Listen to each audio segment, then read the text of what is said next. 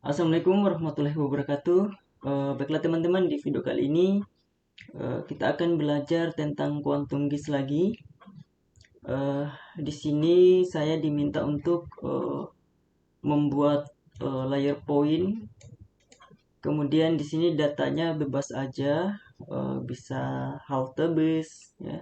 Kemudian gedung pemerintahan, pusat belanja, jembatan, pos polisi, ya, dan lain sebagainya. Nah, kemudian yang kedua, saya di sini diminta untuk membuat layer berupa poligon, teman-teman.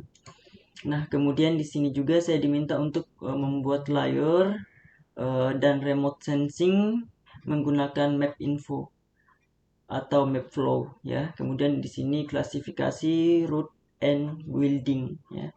Jalan dan bangunan. Nah, kemudian saya juga di sini diminta untuk membuat layer line string, teman-teman. Nah, di video ini ya, saya akan menganalisa ya perencanaan apa yang bisa dianalis ya dari 4 layer yang telah saya buat, teman-teman. Tentunya analisa ini ya terhadap lingkungan GIS itu sendiri, teman-teman. Oke, langsung saja. Di sini saya sudah buat ya layernya, teman-teman bisa lihat. Beberapa layer saya matikan dulu. Nah, di sini saya menggunakan Google Satellite ya. Dan di sini untuk layer point-nya saya sudah buat ya. Dimana di sini layer point mengenai area pelabuhan Kota Balikpapan. Nah, di sini ya sudah ada titik-titik atau koordinat ya, titik koordinat yang telah saya buat. Nah, teman-teman, di sini kita akan analis ya. Kemudian tentunya saya jelaskan ya. Jadi PowerPoint itu layer point itu, teman-teman ya, adalah salah satu jenis layer vektor yang digunakan untuk mempresentasikan data spasial berbasis titik. Nah, teman-teman di sini bisa lihat ya, saya sudah buat titik-titiknya ya. Kemudian layer ini juga digunakan untuk menampilkan dan mengelola objek geografis yang berupa titik seperti lokasi spesifik ya, kemudian koordinat geografis dan tanda atau marker, teman-teman. Oke. Kemudian fungsi layer point, teman-teman ya, seperti pemetaan lokasi, kemudian analisis spasial dan input data. Kemudian layer selanjutnya yaitu layer poligon, teman-teman. Nah, di sini saya sudah buatkan layernya, dan ini, teman-teman ya, ini namanya adalah poligon. Nah, di dalam poligon ini ya, ini adalah pemukiman penduduk, teman-teman. Jadi teman-teman, layer poligon ini adalah salah satu jenis layer vektor yang digunakan untuk mempresentasikan data geografis berbentuk area atau wilayah tertutup. Nah, di sini teman-teman bisa lihat ya, ini areanya tertutup ya. Ini namanya poligon. Oke. Kemudian untuk klasifikasi layer poligon ya, seperti geometri, kemudian atribut ya, kemudian simbolisasi ya, pengolahan dan analisis, kemudian sumber data, teman-teman. Oke. Selanjutnya untuk layer remote sensing ya, dimana di dalamnya klasifikasinya itu ya, atau di dalam layer itu ada routes ya dan buildingnya. Oke, di sini saya sudah buat ya. Ini routes.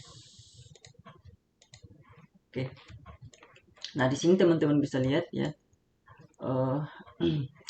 Jadi saya akan jelaskan bahwa layer adalah lapisan data yang ditampilkan dalam perangkat lunak GIS ya, seperti map info. Kemudian setiap layer berisi satu jenis data geografis, misalnya jalan ya, bangunan, sungai, atau wilayah administratif. Nah, teman-teman bisa lihat di sini ya. Di sini area yang sudah saya tentukan, di mana di situ kita akan hitung bangunannya, kemudian jalannya ya. Tentunya ya menggunakan map flow atau map info, teman-teman. Nah, di sini kita akan lihat map flow-nya. Nah, jadi ini yang telah saya buat, teman-teman ya. Building roads ya. Sebenarnya di map flow juga ini kita bisa buat construction ya, atau menghitung konstruksi yang ada di situ, kemudian pepohonan ya, forest ya. Oke.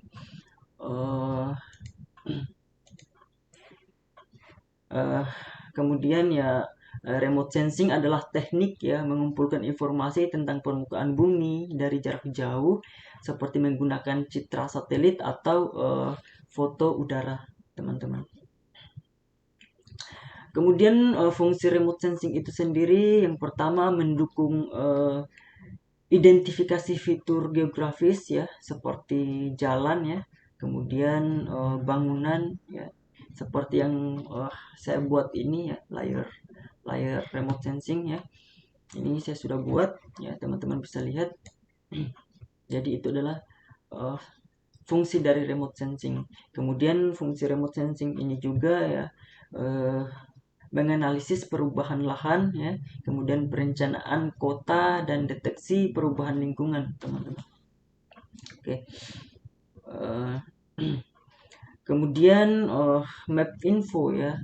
Map info memungkinkan pengguna untuk mengintegrasikan data remote sensing dengan layer GIS ya, untuk berbagai aplikasi ya, termasuk tata ruang ya, perencanaan transportasi, dan juga analisis perkotaan, teman-teman. Kemudian selanjutnya layer line string, teman-teman. Nah, di sini ada layer jalan. Layer jalan ini adalah data layer line string, teman-teman. Di sini untuk menjalankan atau melihat tampilan layer line string ya. Di sini saya akan menggunakan OSM standar. Untuk Google satelitnya saya matikan dulu, dan beberapa layer lainnya. Oke, di sini saya akan jalankan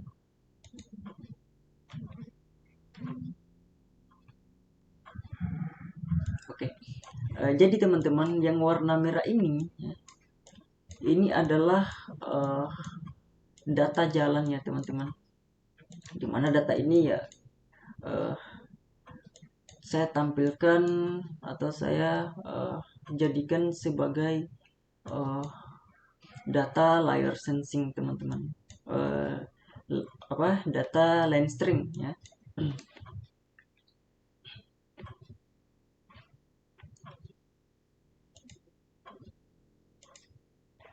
Data layer string ya. Ini warna merah. Oke. Jadi teman-teman ya,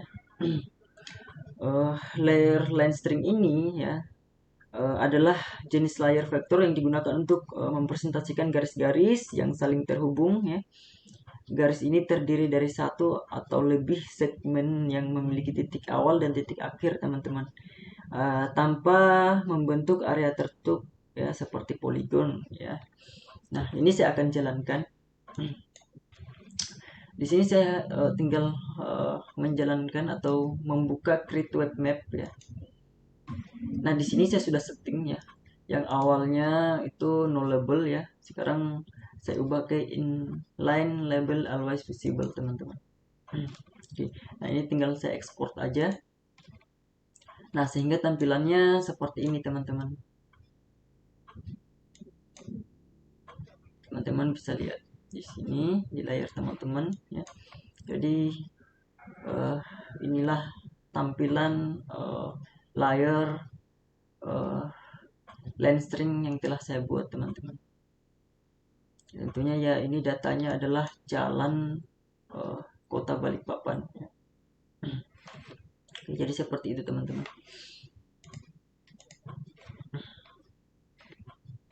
Oke.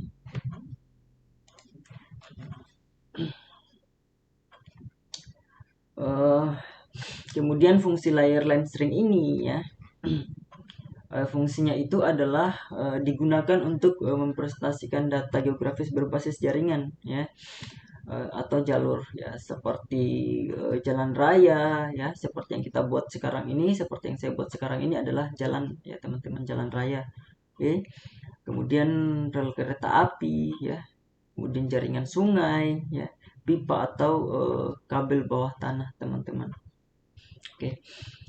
Jadi itu aja ya analisa dari saya ya. Semoga analisa ini dan pemahaman yang saya berikan kepada teman-teman ya bisa bermanfaat buat teman-teman, bisa menambah pengetahuan teman-teman ya. Untuk pembuatan layer-layer ini saya sudah buat di video sebelumnya, teman-teman bisa lihat di situ. Saya akhiri ya teman-teman, sampai jumpa di video selanjutnya. Assalamualaikum warahmatullahi wabarakatuh.